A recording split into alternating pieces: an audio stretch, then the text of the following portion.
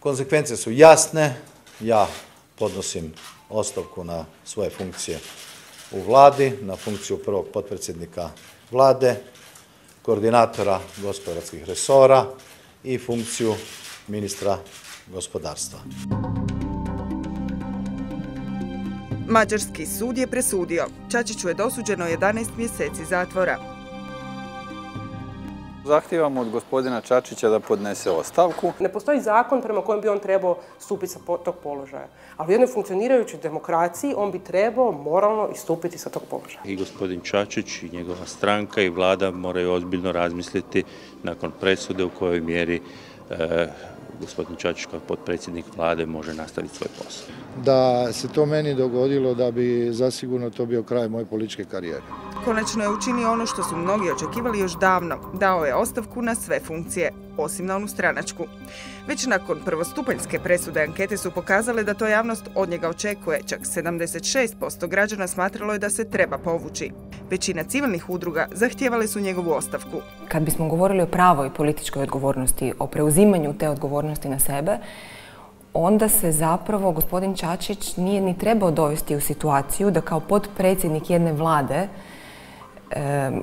kao osoba koja na neki način i zastupa ovu državu u javnosti izvan Hrvatske, ne bi nas kao građane ove države doveo u takvu situaciju da mora davati ostavku jer jednostavno ga je jedan sud poslao u zatvor.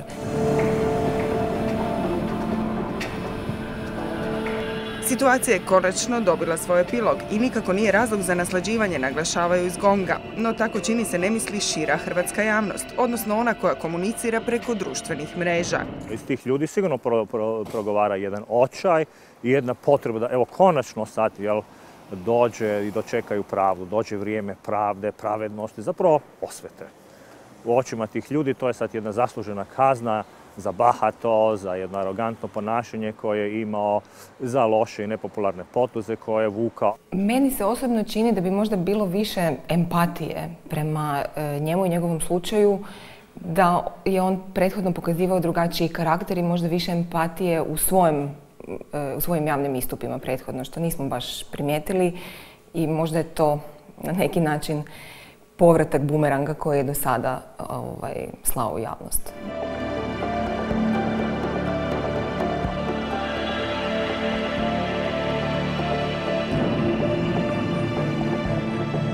Čačić Radimir Vádlott bűnös, egyrendbeli a BTK 100. Bilo je to u srpnju. Prvostupanjska presuda glasila je bitno drugačije od jučerašnje. 22 mjeseca uvjetno uz 3 godine kušnje. Odvjetnik Krešimir Škarica tada nam je rekao Čačić može biti sretan presudom. U pravilu, kod 2 smrtne posljedice, odnosno 2 osobe koje su smrtno stradale, u pravilu ukoliko se dokaže krivnja, izriče se bezuvjetna kazna zatvora. Kad govorimo o krivnji, moramo naglasiti da se ne radi samo o počinjenim kaznenim djelima iz namjere, nego i nehaj. Da misli isto pokazao je jučer i mađarski sud. Nema roka kušnje, već zatvor. Sam tijek suđenja tada je odvjetnik Škarica pratio s čuđenjem. Meni se čini da je taj postupak ostao prilično nedorečen u smislu utvrđenih činjenica.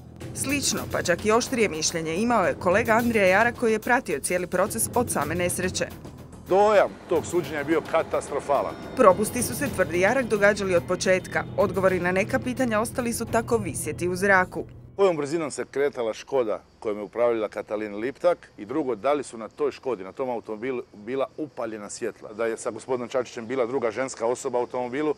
Tražili su provjeru od mađarske granične policije, nisu dobili tu provjeru. Koje i je li uopće bilo misterioznog suputnika ili suputnice nije se saznalo. Potencijalni dodatni svjedok, kao da nikog nije baš previše zainteresirao. Poseban slučaj bila su 2 vještaka čiji je posao bio pregledom vozila utvrditi činjenice. Drugi dan nakon sudara Čačićev automobil je odvezen u Hrvatsku.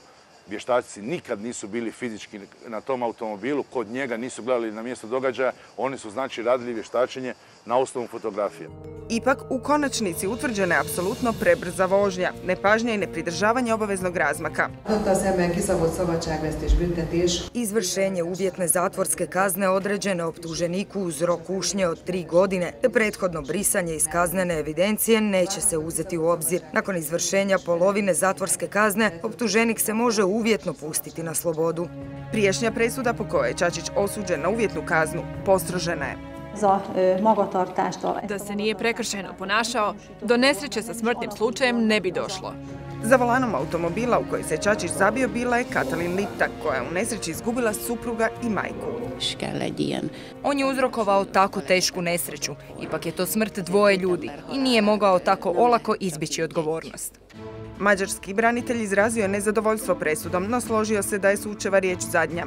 Čedu Prodanovića, Čačićevog hrvatskog odvjetnika, ta vijest je zatekla uslijed aktualnog suđenja bivšem premijeru. Apsolutno neočekivano jer smo s više strana u Mađarskoj, naravno, kada smo bili, prije svega se raspitivali kakva je kaznena politika za takve događaje i rekli su da se pretežno daje uvjetno. Čačić u zatvor mora u roku od 30 do 60 dana, rekao je mađarski sud. Prodanović danas kaže, pokušat ćemo prebaciti kaznu u Hrvatsku, no izbjeći će teško.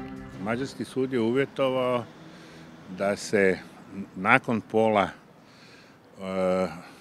izdržane kazne može nastaviti sa uvjetnom osudom. Znači, do pola kazne oni inzistiraju da se to provede. Nisam siguran da naši sudovi to mogu mijenjati, ali moram priznati da to ne znam, malo ste me zatekli. Jedan od onih koji žale za Čačićem u vladi, njegov je bliski suradnik, sam premijer Milanović. Njegovi rezultati govore za njega i prije 10 godina, a nažalost ovo sada se neće vidjeti. Rezultati će biti. To neće bitno promijeniti političku sliku u Hrvatskoj, osim na ovoj personalnoj razini, jer će i dalje vladati ova koalicija koja je sada vlada i dalje će, meni se čini, vladati neuspješno. Na koncu konca mi možemo naravno imati sućuti za Čačića kao za osobu, čovjek je naprosto imao peh, ali je očito da je on bio loš ministar.